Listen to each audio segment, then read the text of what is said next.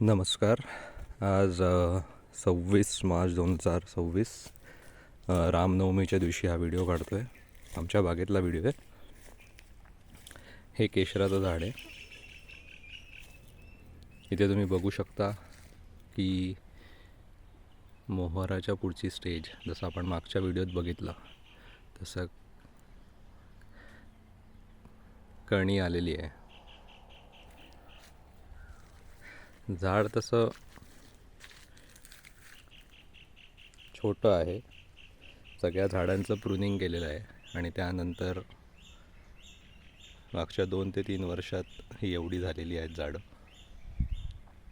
तर तुम्ही बघू शकता. आपण फळाजवळ जाऊया.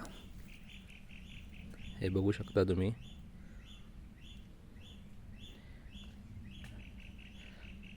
हा आंबा तरी 15 एप्रिलपर्यंत तयार होईल.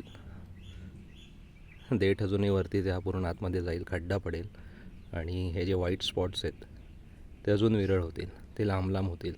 तेव्हा तो मॅच्युअर्ड झाला आहे अशी साईन आहे. थँक्यू.